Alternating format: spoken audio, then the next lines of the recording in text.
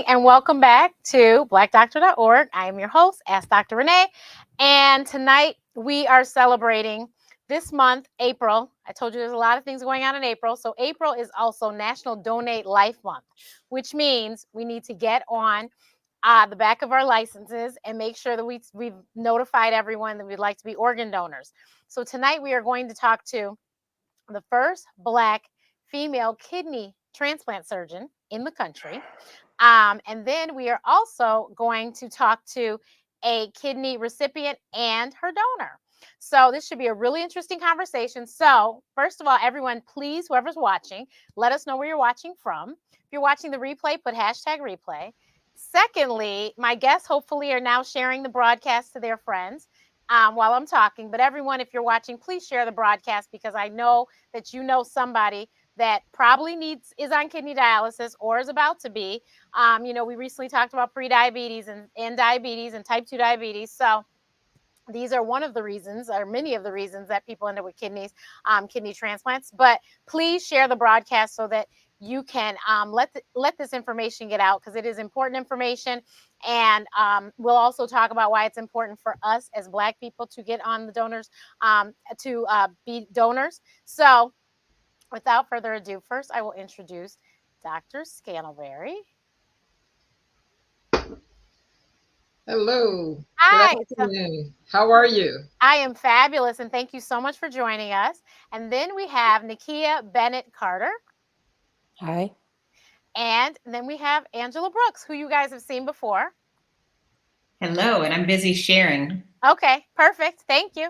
Me too. So, we're going to start with Nikia. Please share your story of how you ended up becoming a kidney recipient.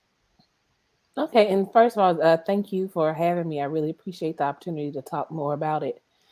With myself, my kidney disease came from me having uncontrolled high blood pressure, and from the moment that I was diagnosed with high blood pressure until the point where I needed dialysis, that span was about 10 years.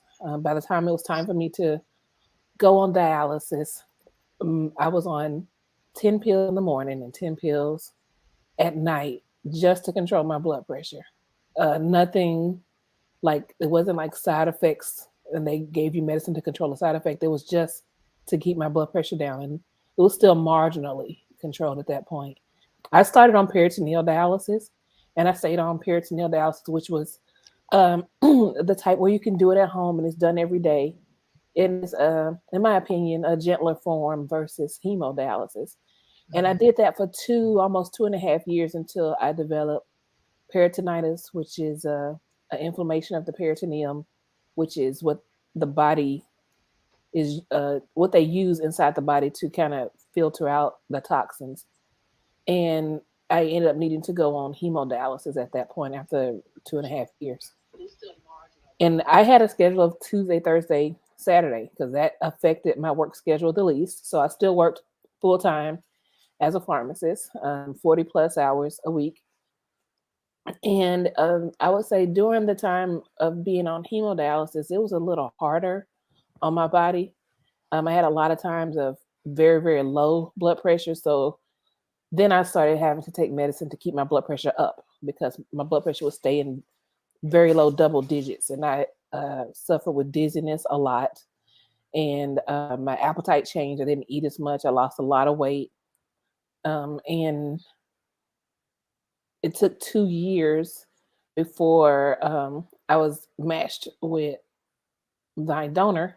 And I probably would have gotten a donor much sooner had I not been so hard-headed about her offering to be tested, to be a donor.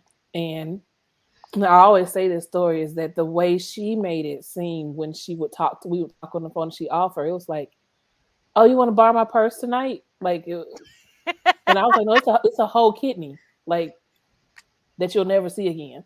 And so I was more intense about it than she was. And that's pretty much how the whole journey went.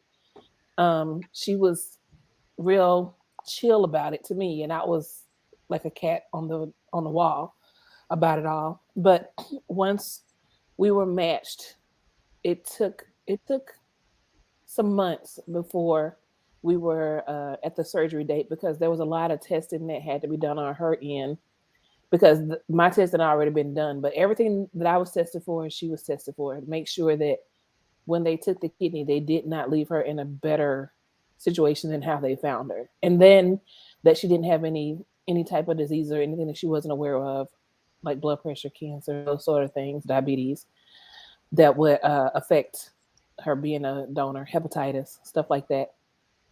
And so that's pretty much where it started. We were able to have the surgery in November of 2017. So this November it'll be year 5, which I'm excited about. And I would say the things that I noticed differently on the other side of transplant, your appetite definitely changes almost immediately, and you are actually hungry again, and you don't realize how much of a fog you were in because your body just got used to the fact that you can't do as much, so you just don't do as much. The tiredness is almost indescribable. The dizziness is constant, and I had a lot of skin changes that improved after the transplant, but my skin got darker. I developed blotches from high phosphate levels in my blood. So all of that, thankfully, is behind me yet now, and looking forward to celebrating year 5. Awesome. What an incredible story. Right. Oh my gosh. That is. And how many pills do you have to take now? Now, 1, 2. If I got them done right, like how they're in the middle of titrating some, but basically about 4. Okay, that's good. Because Yeah. I'm on anti-rejection for life, and I just take 1 pill to keep my blood pressure down, and because that was the affecting thing that got me here in the first place, I'm the patient that's in there like, oh, it's 130/80. Yeah, let's up that dose to keep it way down because I want my numbers to be like the 117s, 120s. So, Yep. so I could probably get away with less, but I don't because I want my numbers down. Absolutely. Absolutely. One of the things you talked about was your blood pressure, and how difficult it is for African Americans to have blood pressure control. And as you know, we have high blood pressure that's much more difficult to treat than for Caucasians. And as African Americans, we are 3 to 4 times more likely to progress to kidney failure due to high blood pressure than Caucasians, and Hispanics are also 2 to 3 times, 1 to 2 times more likely to progress to kidney disease. So it's important to control your blood pressure because that is almost like if your blood vessels are just working over time and it's getting thicker and harder, and so all your fine vessels get clogged. And not only does it lead to kidney failure, you can get stroke and heart attacks and peripheral vascular disease, all those things. And so that high blood pressure is the leading cause for kidney disease within African Americans, but diabetes mellitus, diabetes itself, is the leading cause of kidney failure overall in general. So it's very important to understand that. And while we tend to push people towards dialysis, whether it's hemo or peritoneal dialysis, it's important to understand that kidney transplants actually can occur without getting on dialysis. If you're aware that you're headed towards kidney failure, or you may be in kidney failure but but it's not sick enough to need to be dialyzed, you can get worked up and proceed to transplant and avoid dialysis. So thank you to your donor for stepping up and really encouraging you to take her kidney, because she had 2 and she wanted to save your life and give you 1. So that's very important. That is. Yes. So Angela, how did you talk about this with your dad? Like, how did you come to this decision? You just want to start stuff, Renee. You just starting stuff. So, it's so part of what Nikia doesn't say is like, I'm super uncomfortable if people are like, I saved her life, because I really didn't think that much about it. So I tell people, don't give me that much credit, because I just didn't put that much thought into it. And it really kind of, her surgeon laughed afterward, because he was like, did you do any research? Like, usually I think as doctors, you guys are used to people having Googled stuff and gone to WebMD, and I did none of that. Like, I literally didn't know where my kidney was until after the surgery, and he was baffled. he was like, it's like she just woke up one day and said, I'm going to do this. And that kind of was what it was. So the catalyst for it really was Nikia came to Chicago for my 40th birthday. And I might have known, but I don't know if I knew she was doing the at-home dialysis, whatever you call it. See, like I said, I don't know anything. But I could see how tired she was. And I was like, well, dang, can I just give you mine? And, you know, that's literally how it came up. I hadn't done any thought process on it. And I actually didn't tell her I was getting tested. I got the information from her husband because, you know, she had a disappointment before. And, you know, I didn't know if I'd be a match. So the worst thing in the world, I tell people now is if you're not sure you would do it, don't get tested. Because once I knew I was a match, I don't know how I couldn't have done it. Like, I wouldn't have been able to know that I had something I technically didn't need and she needed it and I couldn't, like, I wouldn't have been able to live with that. So what I do tell people, like, do think it through before you even get that test, because that would be something very difficult to live with for the average person, but certainly for me. But my family was definitely not supportive for a wide variety of valid reasons. Those weren't actually disclosed to me at the time because it might have changed my thought process, actually. Definitely not supportive. And I think in my talking about it with people, I just tell people that a lot of the research you find out there are for recipients. There's not a lot of information out there about what the experience would be like for the donors. And so my biggest concern was, I'm a triathlete. Will I be able to, you know, perform at the levels that I need to? And I'm not fast or anything. I just want to finish the race. And so I literally started Googling kidney donor triathletes. And most people who are donors, even if they're not public about it, they are willing to talk to you if you find them. So I found an Ironman athlete who had donated a kidney. And I found an article about him, and then I stalked him on Facebook and I inboxed him. And I sent him my number. I was like, I know this is strange. I don't know you, but I'm thinking about giving away a kidney. And he called me. It took him a while, but he did call me. And, you know, he donated in January and he did a full Ironman that November. And so I was like, well, if he can bounce back like that, and I mean, he was very competitive. So, I mean, I'm nowhere near that. I was like, I feel a little bit more comfortable. And so I think part of why I've made Nikia be a little bit more chatty about it than she's probably comfortable is because you don't see a lot of people our color talking about this at all. And you certainly don't see us, you know, I think we talked about disproportionately, we need we need to receive organs, but we disproportionately donate them. And so even if my journey doesn't get somebody to be you're not doing nothing with it on the am I back? Yeah, say it again. If this doesn't get anyone to go ahead from there. If this doesn't get somebody to be a living donor, at least sign the back of your license, because you can't do anything with it on the other side. And, you know, I think for me, what I learned a lot in the donation process is people are really excited to be helpful. Your village is very supportive in ways that you don't anticipate, and it may not be who you think it will be. And more importantly, I just think that, you know, I learned a lot about the medical process. Nikia and I both have a higher income than a lot of people. So a lot of the resources that are out there were not available to us. And, you know, it's not cheap. You're taking 6 weeks off of work. Some people go back sooner, but I wouldn't suggest that either as donor nor recipient. But, you know, there's a lot of things. I didn't know anything about FMLA. So I'm now an expert on a whole lot of things that I probably am younger than I would have thought. I wouldn't have thought I needed to know that in my 40s for sure. But like I worked for the Chicago Housing Authority at the time. Our people donated time. So I got you could get up to 2 weeks of time donated to you. So our HR person was like, Angela, people really like you. You could have actually gotten all 6 weeks. That many people were willing to donate, which was just kind of very humbling. So it's a very humbling experience because people are just so overwhelmed. And I think to Nikia's point, I think most people took it a little more seriously than I did. Because I was just unbothered, but I had friends who knew a little bit more than me, and they were like, "No, this is pretty serious. You're, you know, giving away a whole organ." Yeah, not a purse.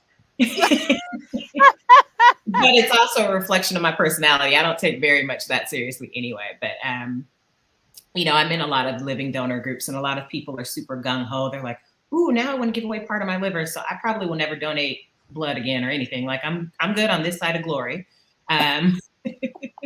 And I tell people all the time, I wouldn't have done it for a stranger. So, you know, bless all the people who see the signs at football games. If you're this type of blood type, call me. I wouldn't have done that either.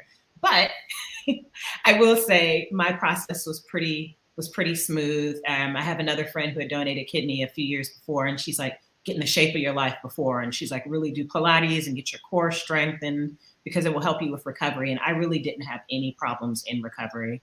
I think I came to the wheelchair to see Nikia that day, but I walked down the day after. We were in Nashville, so I stayed at a friend's house. So when I came from the hospital 2 days later, because they did put me out of the hospital, I was going up and down stairs. I probably walked a mile about 6 days in. So I was pretty mobile. So I didn't have any recovery issues other than I was tired. For me, I was really tired. I'd say, honestly, the first 3 months, but then that started balancing back. So other than that, I would say that I remember a couple of times because you did a really good job of kind of blogging afterwards. Mm-hmm. And I remember you were still in Nashville and you said, I'm going to go to the mailbox. And you was like, I went to the mailbox and came in and took a nap. And I'm like, why is she trying to do so much? And for me, I felt like I had been shot out of a cannon for like maybe the first year. I felt like I live in Nashville. I felt like I could probably walk to Chattanooga and have no issues. That's how I felt. And it was just one of those things where you don't realize how much of a fog you had been in and the things that you had just gotten used to. I had got to the point to where I didn't really drive that much because I would, if I stopped at a red light, I'm probably going to fall asleep. And then for some reason, your eyes are extremely sensitive to the sun. So I was always wearing sunglasses when I was outside. And this is before the transplant. And it was always cold because you're at an iron deficit when you're always anemic. And I remember it was a summer. It was 90 degrees outside. I had on long sleeves.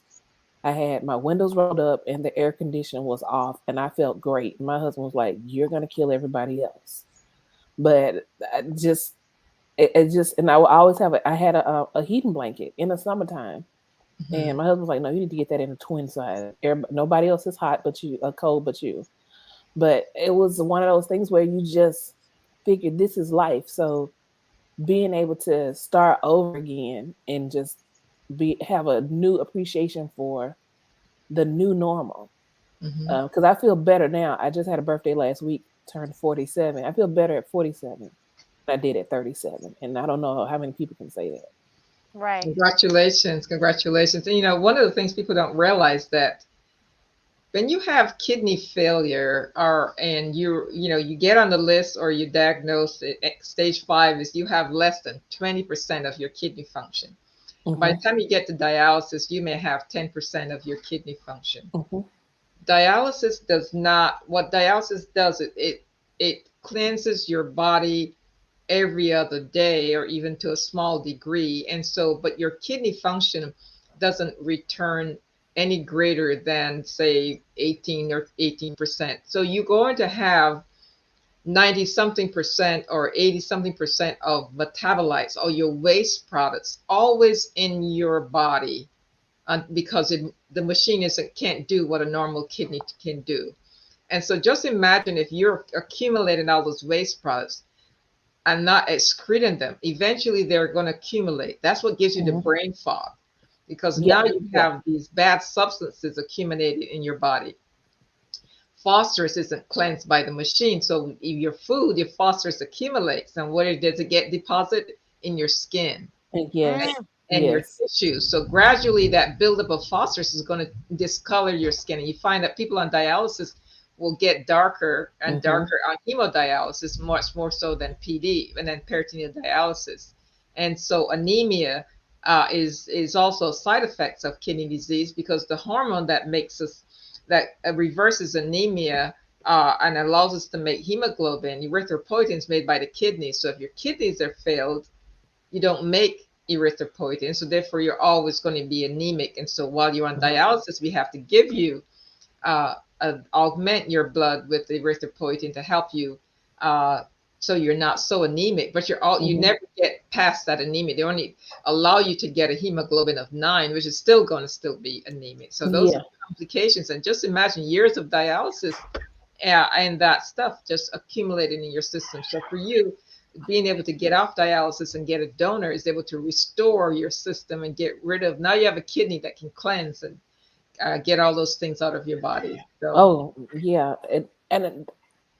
As a pharmacist going through pharmacy school, you learn a lot about the different body systems, but no one talked about enough about what that looks like when you talk about the toxins building up, the mhm, brain fog, because towards the end, what at the time I didn't know was the end. I didn't know, okay, on the other side is transplantation.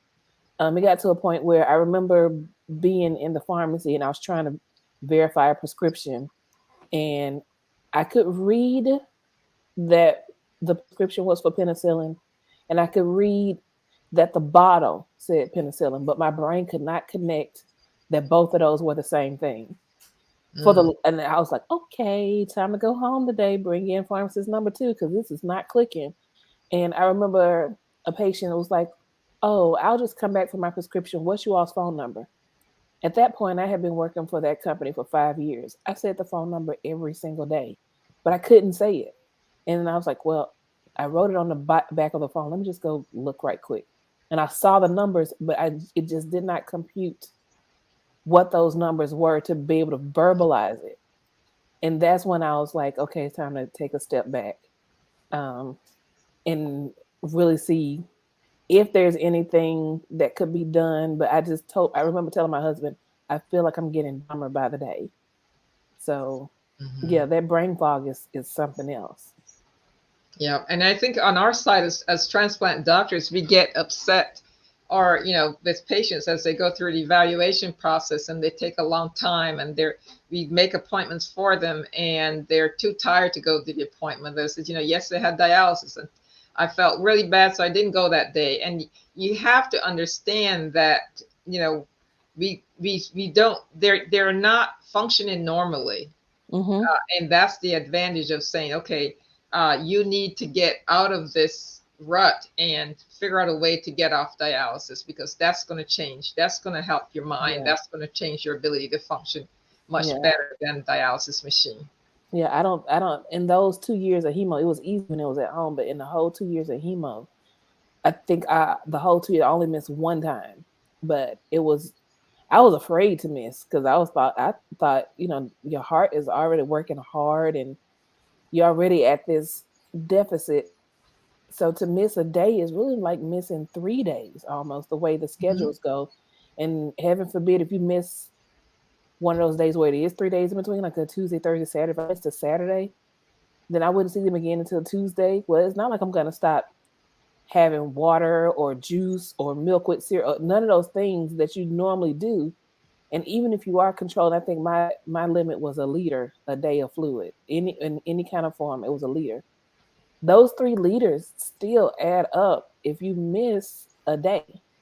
So it was important to me to be there, and I would have to be there at 5:45 in the morning.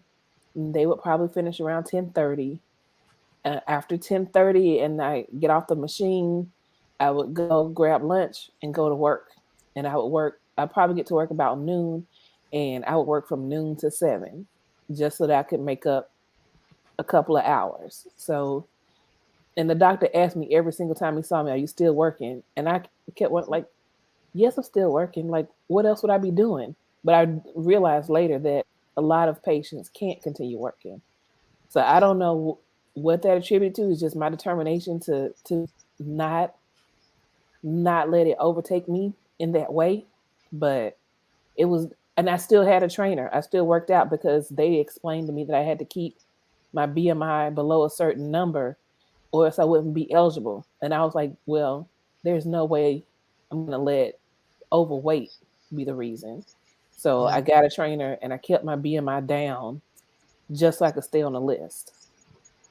And so while you were on the list, how you were on the waiting list, did you get any calls for deceased donors during that time? No. Okay. And we need to understand that the reason why is that we have we have so many people in need, over 90,000 people on the wait list of waiting for kidney transplant, but less than about 30,000 each year will get transplanted as more people will add. And so the average wait time in some places can be 10 years, in other places it can be 12 years. And in places that are fortunate, you may be able to get a kidney in 5 or 6 years, but that's still so many years on dialysis, which is why it's important to, one, encourage those around you to consider being an organ donor. Like Angela said, we can't take them with us, and so many people within the African American community don't want to be donors. They're reluctant to be donors. They feel, there's a lot of mistrust of the medical system, but mostly it's also a lot of religious beliefs that feel like, I need everything I have to take with me. But that's what we need to take with us. We're all from dust we came, and to dust we will return. Turn to dust. Exactly. Well, hopefully everybody going where they think they're going, because otherwise that bad boy is gonna fly. Make sure I go to the right direction, just in case. Right. Something in my back pocket. Right. I think one of the things, I do have a question from a medical perspective, because it seems like different kidney centers have different criteria, particularly around BMI for donors. Because I'm in all these Facebook groups, and they're having an argument about the BMI for donors and how some people have to pick based on that, and how that disproportionately might impact donors of color, because we tend to be, for a wide variety of reasons, on the higher BMI side too. And have you found that a lot in your practice when you're dealing with different, I think as we have transitioned the open technique to laparoscopic surgery, it has been a lot more lenient. The biggest issue with donors and obesity is the complications that can come forth from the wound infections and the delayed healing, all those kind of things. We worry about in the BMI cutoff for some programs is that you want to make sure that that person, if they're larger than normal and you take one of those kidneys, will that remaining kidney work too hard for that person's body mass, and now will be more likely to have what we call overfiltration, because now it's used to 50 to take on greater work. So you also do it to protect the person. As you say, okay, we all going to gain weight later in life, but if you take one of your kidneys out, you have to be careful with gaining more weight because you may be more susceptible. So on a medical standpoint, it's really about protecting that donor long term, because obesity itself can contribute to kidney disease. And so it's also really about making sure that you minimize the complications. So losing weight so that the wound infection and the complications afterwards are also important. I see. I want Dr. Scantlebury to please, how did you come upon wanting to be a kidney transplant surgeon? Well, actually, I trained at University of Pittsburgh. I wanted to be a pediatric surgeon because that's what my mentor was. And I went out I did my research in transplantation surgery to better qualify to become a pediatric surgeon. Went out to University of Pittsburgh, and there we did a fellowship in multi-organ transplant surgery. So in that 2 years, I learned to do liver transplant and kidneys and adults and kids and pancreas transplant. And initially, my goal was to become a pediatric, merge pediatrics with transplant, and I focused on pediatric transplantation, doing both livers and kidneys, but then gravitated towards kidneys because as I had my children, I can balance. It was a little bit easier to not be there all during the middle of the night, but to be able to work more with assigned cases. And then gradually, as I realized that there was much more attention when it came to inequities within transplantation, because we had end-stage renal disease network, and you have a way of figuring out who is on dialysis. And Dr. Clive Callender, and I wanted to correct you, I'm the first female African-American transplant surgeon, because there were men before me.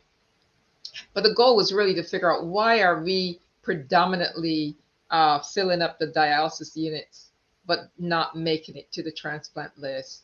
And so those disparities when it came to people of color not wanting to donate, but yet still in need, higher incidence of high blood pressure and diabetes, those were the areas that caught my attention. And so as I transitioned from University of Pittsburgh, where I was doing multi-organ transplantation, then my next jobs were primarily in places that only did kidney transplantation. So I ended up focusing on kidney transplants. Wow. But I mean, even as a child, was anyone else in your family a doctor? No, no, no one was a doctor. I grew up being the last of my siblings, and always knew I wanted to be a doctor. My goal was to be, mostly because I saw it as a career where I can help people, but I also wanted to be independent. I wanted to be my own boss. I didn't want people telling me what to do. And I figure, I can have my own practice because that's what I saw. Our family doctor actually made house visits growing up in Barbados. And so it's like, I can do my own thing just like that. So I was one of those stubborn kids who just, always wanted to do what I wanted to do the way I wanted to do it. So my Maybe mother and I maybe that's a trait of doctors, because that's me too. yeah. And honestly, I tell everyone for about 5 minutes, I was like, forget this med school thing. I'll just be a nurse. We were at a delivery, and I was like, I could just be the nurse. And then the patient nearly kicked me in the head. And I quickly realized that if I was on the other side with the doctor, that wouldn't have happened. That was it. I said, oh, forget this. I will be a doctor, because I almost got knocked out. So I understand. I understand. If there's any questions, please post them in the chat and I will try to get to them. But so Dr. Scantlebury, my question is, especially since you said you did other organs, I think many people don't realize that kidney, yes, we have 2, but the liver is something that you can donate as a living donor as well. Correct. You can give a portion of your liver. And generally, when we think about, when we think about the liver, we think it's not really equal. We have a large portion that sits on the right side under your rib cage, and then it slivers off into a smaller left lobe. And so you actually have to, it's pretty in-depth surgery, but certainly you can take a portion of the liver and donate it to someone. And the liver has the ability to regenerate. So would actually continue to replace itself, and that will regenerate that area that was removed. So the way God made this fantastic body of ours, a lot that we don't understand, but we have the ability to donate a portion of our liver.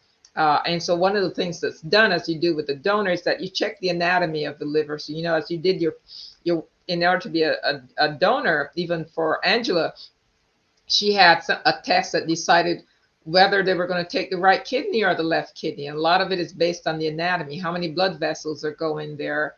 Is it 1 or 2 or 3? And is one bigger than the other? Generally with donors, we think about our kidneys as being 50-50, but they're really not. They're like 48%, 52%. And so the goal was, some people a little bit more extreme, it may be 47 and 53, but the goal really is about, if you take whatever you take, you want to leave the better one behind for the donor. So if one is smaller, you take that one. If one has more troublesome things on it, like cysts, you take that one. And so with the liver, before you decide whether that person would be a donor, you're going to look at the anatomy and decide if it can easily be split without any issues. So a lot of that goes into it also. Very interesting. But yeah, we need people to please sign up. And then can you also speak to why it's important for us as Black people to sign up to donate? Oh, absolutely. Because, unfortunately, more and more people of color are being added to the waiting list for organs. And we only make, while we make up 12% of the population, we make up about 35%, 33 or 35% of those waiting for kidney transplant. We don't get that same amount of donation. And so we, it's, as people of color, we are predominantly in need. But for many people, while it's important to understand that the majority of donors, 80-something% of donors, are from Caucasians, we need to be able to meet the demand, because, donating more, you have better compatibility. We all share things in general, but while we don't focus on how well we match for deceased donors, it's also very important to be able to increase the supply. We're in the demand, but we're not coming to the plate to give to the organ donors. And so it's really about encouraging our friends and families, if they have questions, really about finding the correct answers. You often hear these stories about, my great nephew's best friend who went to college, and He heard a story of how somebody else's niece woke up in a bathtub with their kidneys missing, and this person went to the hospital and they had minor surgery, and next thing they were dead, and they took the kidneys. So there are all these myths and misinformation that's out there, and certainly television doesn't add to it in some ways too. But it's all about really getting the facts and learning the truth about the ability to help others, and to be able to say there's so many of us that are in need. And I think most of us as African Americans can think about one person who is either on dialysis. We can think of a family member or a friend who has high blood pressure, somebody who has diabetes, and we don't know how that may hit home, how those as leading causes of kidney disease, we may end up with someone who is in need of a kidney transplant. And it's so important to share your story, because you don't have to be related to be able to give a kidney or to donate an organ. As you know, that Angela and Nikia were not related. Sometimes we think about, well, I don't have any relatives. Well, it goes beyond relatives. What about your friends?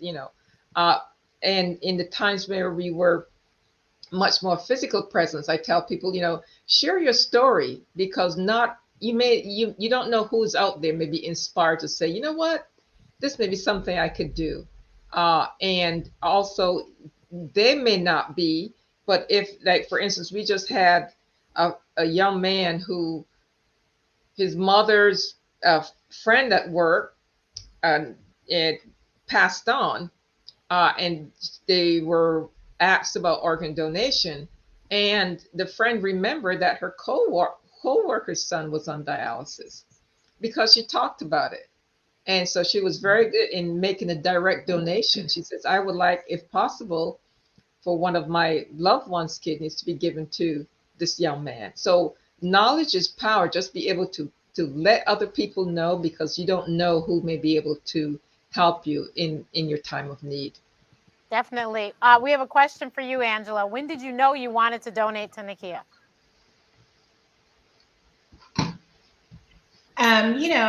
I think it really was just when I saw, I remember very clearly, it was my photo shoot for my 40th birthday party, and Nikia was like super tired. And when I went to her room the following day and she was still kind of dragging, I think that's when I physically saw like the impact of dialysis. Because again, I didn't even know where my kidney was until I gave one away. So I literally, like, it just, I don't think until I was doing my final, because I did all of my testing at Northwestern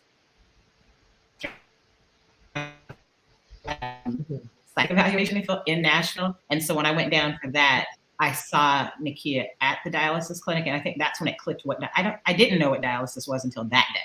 And like, at that point, we're a year in. But when I saw the impact of what it was on her, I was like, well, I mean, I don't need this thing, I guess, and just seeing what it was. And I think for me, I'm a visual person. So seeing, like, talking to somebody on the phone and hearing them being tired versus literally seeing them dragging is a visual impact. And that's really what it was. But wow. It wasn't until I physically saw her at the dialysis clinic that I actually understood what dialysis was. And I think the average person probably doesn't realize what it is either. So these kinds of conversations help, because I don't know, I guess I don't know what I thought it was, but I definitely didn't realize it was literally taking everything out and putting it back in. And it took hours of the day. Like, I definitely 4 didn't hours, right? At least 4 hours. Yeah.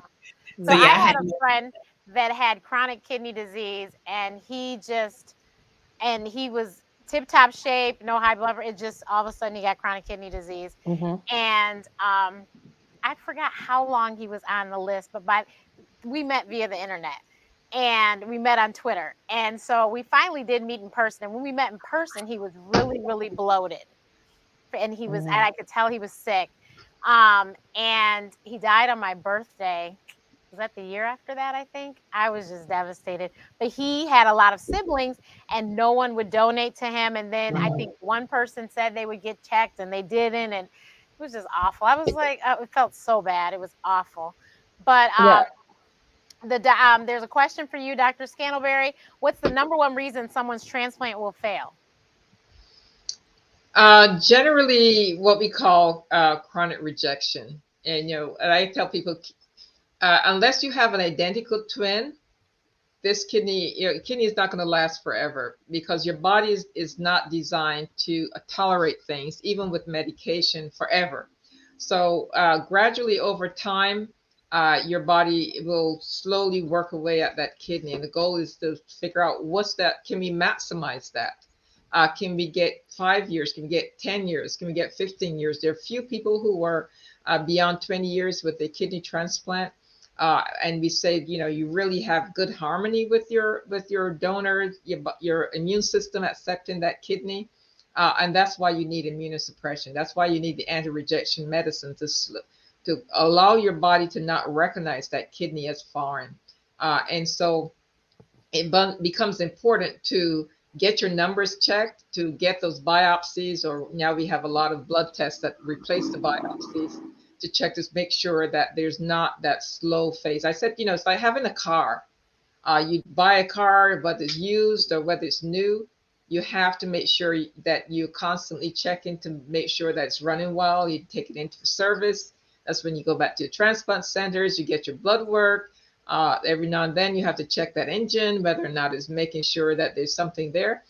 You may have a little rejection every now and then. Some people do, and then we may be able to detect it and reverse it. And so the goal really is to make sure that you're well monitored, that you don't have anything that's going to overwhelm your system. And gradually with immunosuppression, we're going to decrease those doses till we think that this is just about all you need. But you also have to be careful is that as long as you have that kidney, anything can upset the wagon. You get an overwhelming infection or something that calls up on your immune system to now defend you. You get a terrible infection, and now you call out your immune troops to work harder, and suddenly your white cells said, you know, hey, I didn't see that kidney there before. And now you spark something down the line. So it's important. You're never free from that. So it's also important to keep that in mind. Infections are another thing that we worry about, and which is why we always keep patients to say, let us know when you don't feel well, because your immune system isn't there to protect it, as well as because of the anti-rejection medicine.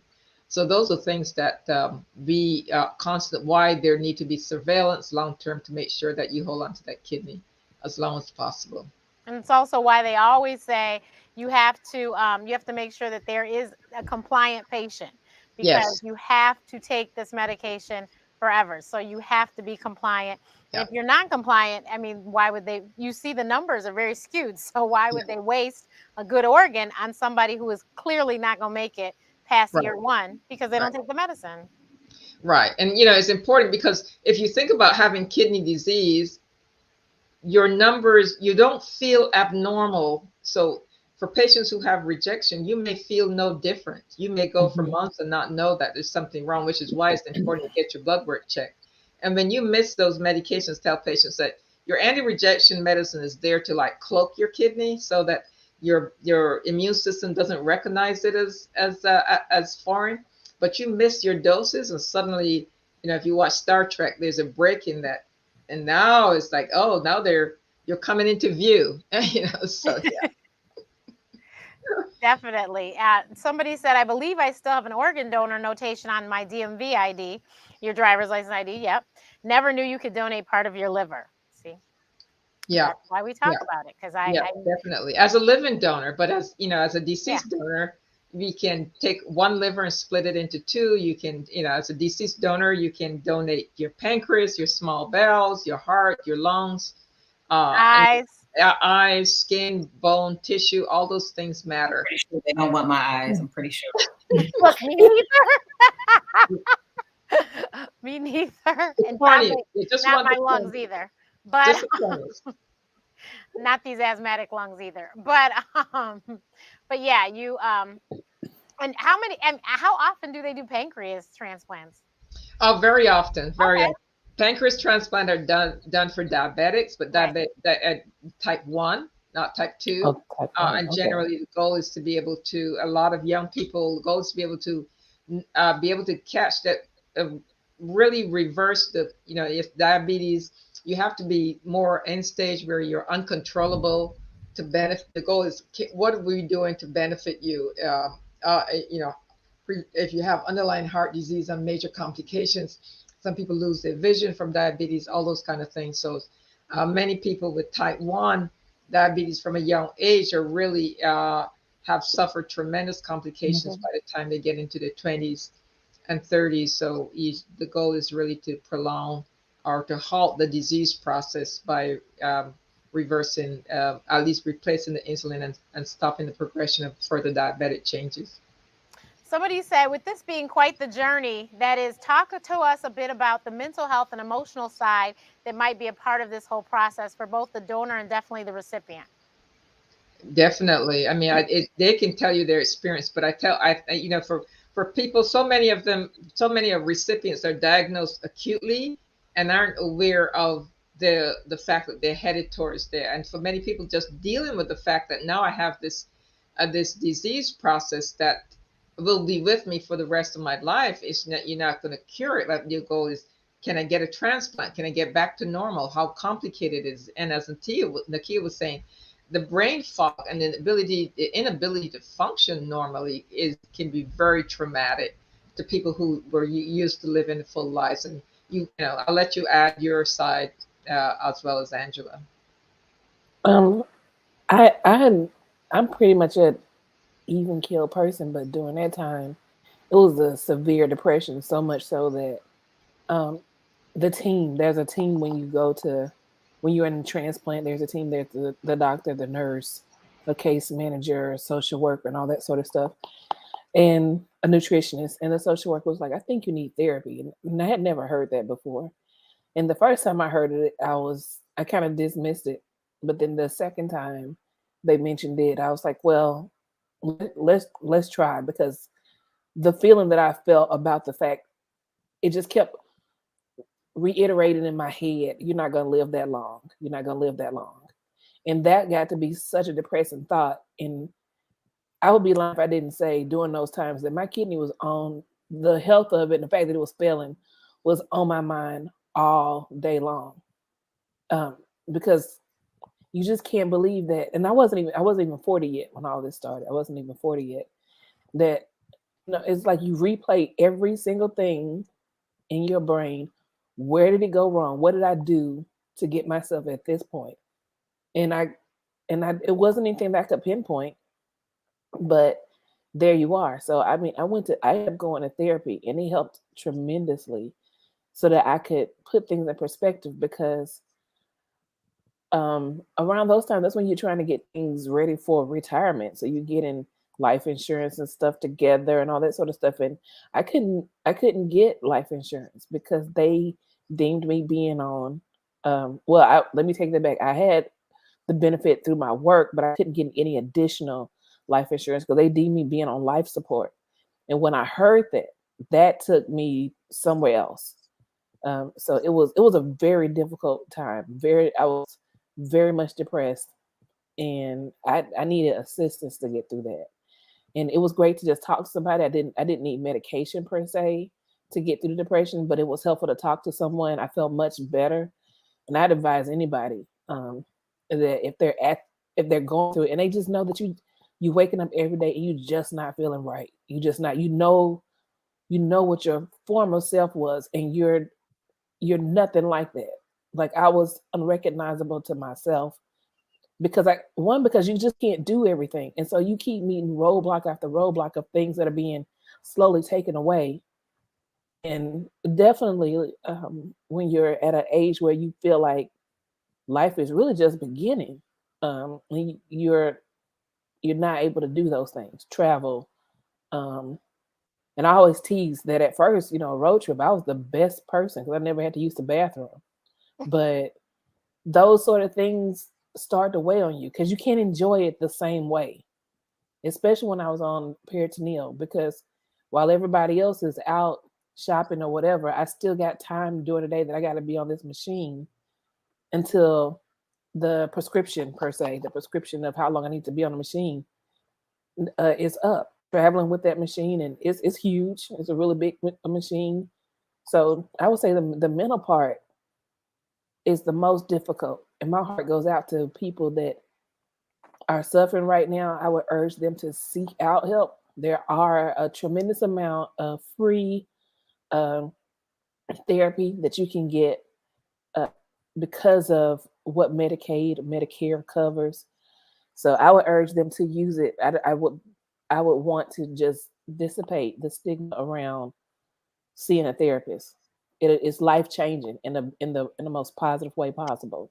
Mm-hmm. I think from my perspective, I'm a true believer in therapy. I've been going to therapy in general, so like that wasn't a new thing. But I think one, everybody is not going to support your decisions, so there are going to be people who need that, particularly people who care a little bit more about other people's opinions than I do. But you do need some support around that. But then, for the first time in my life, I couldn't do anything. Like sitting around doing nothing can be a little isolating. Well, everybody's experienced after the pandemic, but prior to that, right. So that can be a little bit. And one of the things that helped me a lot is, again, my friends took it a little bit more seriously than me. They set up a care calendar. So when the 2 weeks I was in Nashville, I was pretty good. I was staying with somebody, but when I got back to Chicago, I was by myself.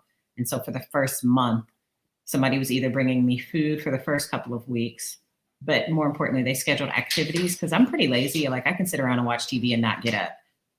Give me a reason to not get up, I'm not getting up. So they made sure somebody was coming with the explicit intent to make me do something active, even if it was just, I live up 4 flights of stairs. So literally make Angela walk up and down the stairs today. So that was one of the things that I thought was really helpful for me. And it kept me sane because that meant I was seeing somebody at least every day or every other day because it can be lonely. Yeah, one of the things we do for encourage both dialysis patients and post-transplant patients is to participate in support groups, because then you realize you're not alone.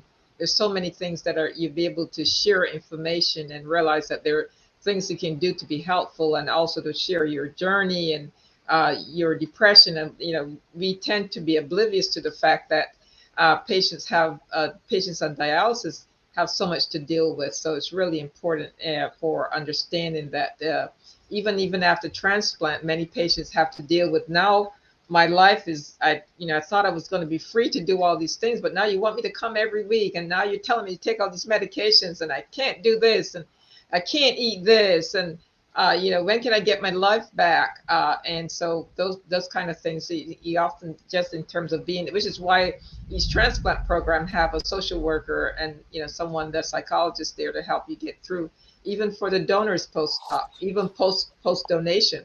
Some donors feel let down. They feel like, okay, I've done my thing, and now the focus is on the recipient, and nobody cares about me. And even though I gave this great gift, and what about me? We have a heart transplant recipient. She said, many of my fellow heart transplant recipients have had to have kidney transplants. Might you be willing to shed some light on why this happens? Yeah, unfortunately, our two leading drugs that prevent rejection, both cyclosporin and tacrolimus, are all nephrotoxic, meaning they can have side effects on the kidney. And so it's important. We see many patients down the line who have had liver, but mostly heart, because for heart transplants they require probably a little bit more medication to prevent rejection than, say, absolutely more than liver.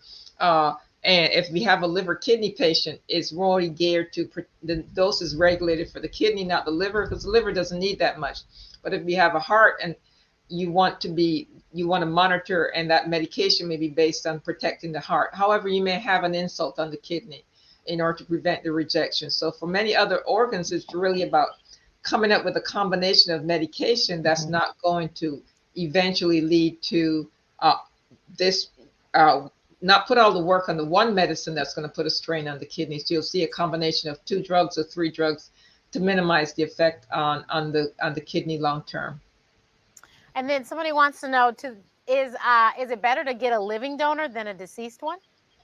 If you have the ability to get a living donor, certainly get a living donor, as long as that kidney is healthy and worth your while. Certainly, if you are a 25-year-old and your living donor is 70, I may not advise that, because it's too much of a difference in age, and you may not get too much leeway out of that. But certainly, if the person is young and healthy, most living donors, we're not going to take a living donor unless it's a healthy kidney that's going to serve you well. Some deceased kidneys run the gamut. Some of them may not work immediately. Some of them may only last a few years. But I tell patients as they get on the list, if you have the ability to ask questions about your donor, it will give you some idea of, Not all of them are going to be perfect because, you know, just like a car, you can get a used car and you still get 10, 20 years out of it. You may get a new car, you may end up in a crash and it doesn't last you that long either. So it's really about how your body adjusts to that kidney. And if you have the ability to get off of dialysis, because what happens is that your overall longevity and how well you do after transplant is really tied to how your body deteriorates on dialysis. So the longer you sit on dialysis, the worse your body will deteriorate, the more it will deteriorate. And so you're going to maybe be faced with less longevity even after kidney transplant. So if you have a living donor, go for it. And especially living donors who do triathlons. Right. Absolutely. Living donor, healthy with 2 kidneys, no medical problems, and in great shape. Well, ladies, this has been very informative, as the audience has been saying. So thank you so much. And everyone, please make sure you are donating once you are gone. And then if you can be a living donor, and look into it and see if you could help somebody out. And if you're thinking about it, feel free to reach out. I'm easily find. Yeah. And most importantly, let your family know your decision. We don't want you to think that you're going to be a deceased donor, and if something happens to you and then your family disagrees and don't follow your wishes. So discuss it with your family so that they're aware of what you would like to happen after you're gone. And don't believe the hype that they say that the doctors don't try to save you because you're a donor. No. That is not true. I've heard that way too many times. That is not true. Trust me, I heard it a whole lot when I made this decision, and it's amazing. And it's the also thing I'd want to say to people, like, if you know of someone who is considering it or is doing it, keep your negative thoughts to yourself. It's not the time. It's one thing to express medical concerns, but your conspiracy theory and all of those things are not helpful. And you really could be talking someone out of making a decision that's, pretty important to someone else, because at the end of the day, there's lots of medical research out there for people to research. So if your opinion's based on that, but if it's off of something you read on the internet that was by somebody who went to, Facebook medical school, keep it to yourself. Yeah, and as far as getting to be a donor, you have to have significant brain injury and be declared that by independent neurologists or radiologists that there's no oxygenation to the brain before the family can be approached about taking you off life support or discussing donation. So there's no snatching of organs as people tend to believe. Yeah. So everyone, as I said, April's a lot of things. Still waiting to get a paycheck, Nikia. April is Financial Literacy Month. So next week we will have. They say you get paid. Right, exactly. So next week we will have Jay the Trader and Cassandra Cummings, my 2 money coaches that have helped me to change things around in my money by teaching me to trade. And so hopefully we can help you guys. So thank you guys, thanks everyone. Have a good night. See you next week.